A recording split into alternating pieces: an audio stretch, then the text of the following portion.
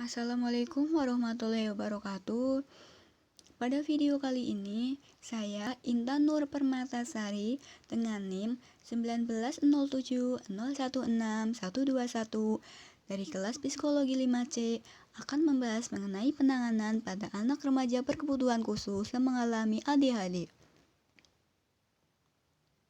Terdapat 5 cara dalam penanganan pada anak remaja berkebutuhan khusus yang mengalami ADHD. Yang pertama, terapi okupasi. Kedua, terapi sosial medik. Ketiga, terapi perilaku. Kemudian yang keempat, terapi psikologi. Dan yang terakhir, modifikasi lingkungan. Yang pertama, terapi okupasi. Terapi okupasi sendiri terdiri dari terapi relaksasi, terapi perilaku kognitif, terapi sensori integrasi, terapi Snow-Zealand, dan terapi musik.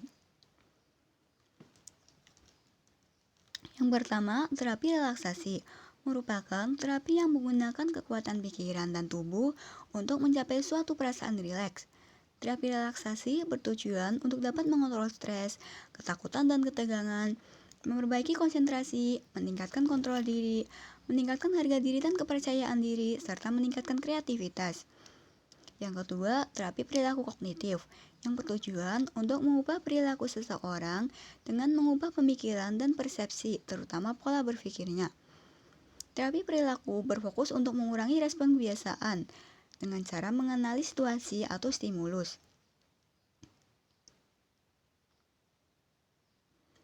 Yang ketiga, terapi sensori integrasi yang bertujuan untuk meningkatkan kemampuan proses sensoris dengan cara mengembangkan modulasi sensoris yang berhubungan dengan atensi dan kontrol perilaku. Mengintegrasikan informasi sensoris untuk membentuk skema persepsi baik sebagai dasar keterampilan akademis, interaksi sosial, dan kemandirian fungsional. Dan fokus terapi diarahkan untuk memunculkan motivasi intrinsik anak untuk bermain interaktif dan bermakna.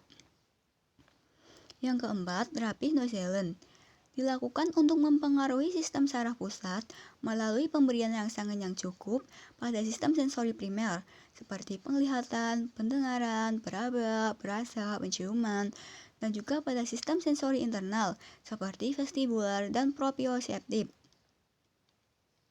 Yang kelima, terapi musik merupakan terapi efektif dan alat edukasi untuk anak dengan ADHD sehingga dapat mempengaruhi perubahan keterampilan yang penting pada gangguan belajar atau perilaku.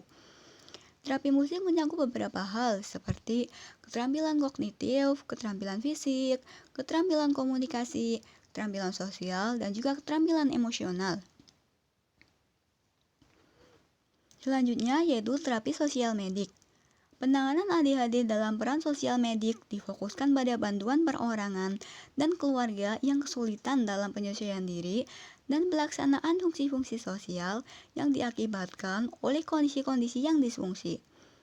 Terapi ini berkaitan dengan usaha yang menjangkau dan memanfaatkan sumber dalam pemecahan masalah sosial dengan tujuan pelayanan untuk sosialisasi dan pengembangan, penyembuhan, pemberian bantuan, rehabilitasi dan perlindungan sosial, serta pemberian informasi dan nasihat.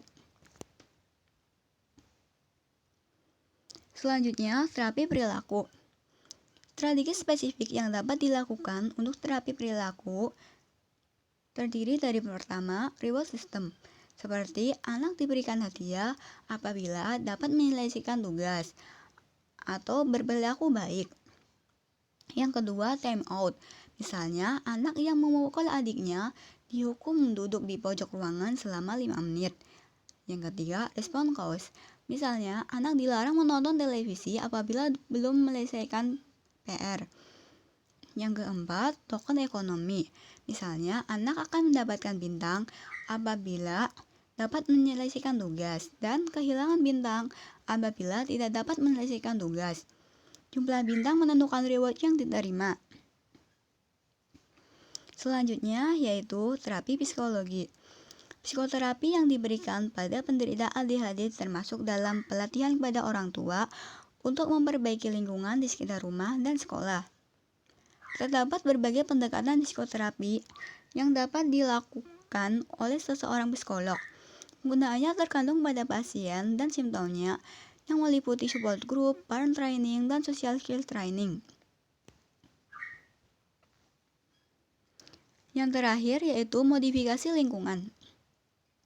Anak-anak dengan ADHD tidak beradaptasi dengan baik untuk mengubah dan tidak berfungsi dengan baik dalam lingkungan yang sangat memberikan banyak stimulasi. Di sekolah, mereka harus ditempatkan di barisan depan sehingga mereka dapat lebih memperhatikan guru.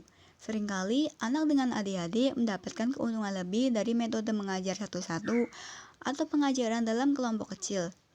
Rutinitas kelas harus diprediksi dan hanya satu tugas yang diberikan kepada anak pada suatu waktu. Rutinitas di rumah juga harus terstruktur dengan baik dan teratur.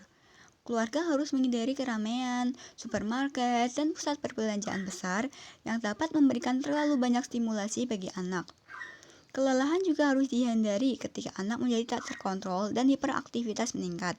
Ketika anak menjadi lelah, saran dari psikiater, dokter anak, dan social worker diperlukan dalam kasus-kasus individual, karena mungkin ada kebutuhan untuk penempatan sekolah khusus maupun program khusus untuk modifikasi perilaku.